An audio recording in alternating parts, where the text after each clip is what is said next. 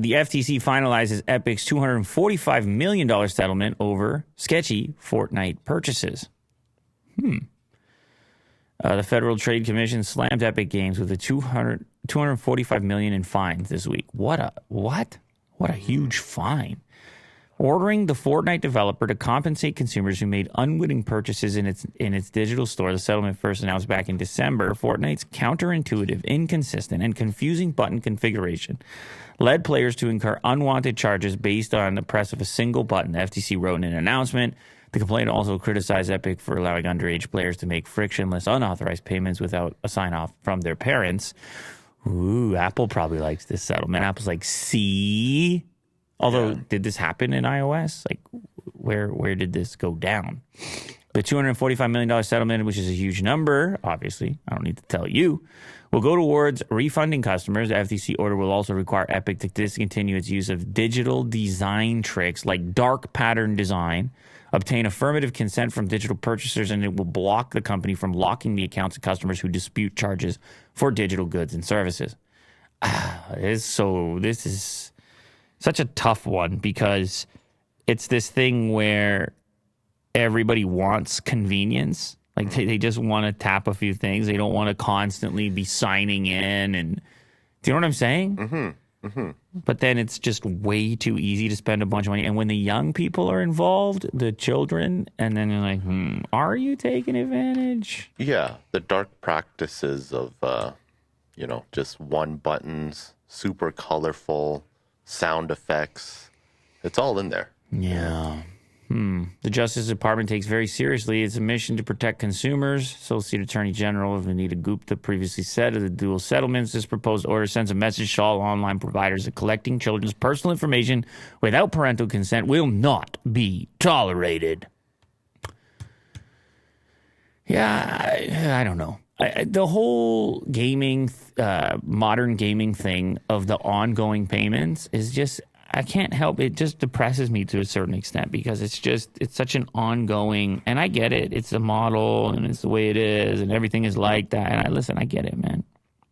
I get it. Like, look at this platform. This platform, either somebody super chats us or subscribes or we need ad revenue. Their model is, look, nobody's, to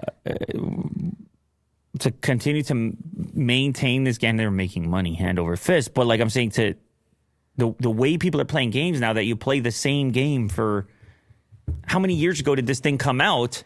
And then all the enhancements are ongoing development, and they're funding the ongoing development by having these astronomical profits, which are recurring, instead of selling you the game. It's an odd to be a youngster these days and feel like you're participating. How many of these in-game things should you have? Do you need to have? Are you bothering your parents to have? And do you end up spending $500 by the time it's all said and done?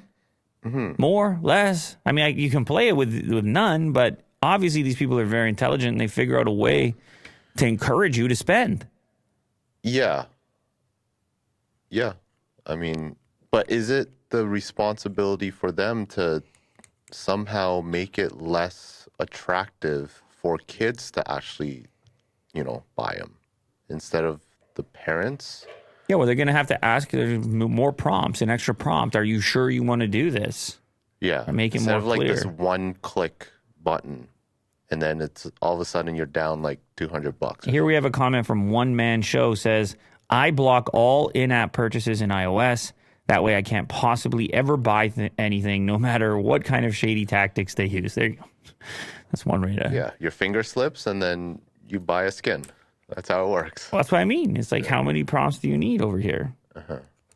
I sometimes wonder that when I'm tapping to pay for things, and I'm like, I wasn't actually super close to that reader. I just have my phone like over here, and I double tap the payment, and it actually picks it up from that distance. And I'm like, near field. How near? Yeah. Somebody walks past you, you happen to have that thing open. Well, I heard in concerts or something, they have that little payment system. Portable one. Yeah. In crowds, they kind of just scan the pockets. Yeah. Somebody here says they hired casino mathematicians. Yeah, it does end up feeling a lot like casino. What we were talking about, the slot machine effect over on those CS:GO skins, Yeah. and having one sold for what was it, 160 grand? Yep. We were talking about yesterday.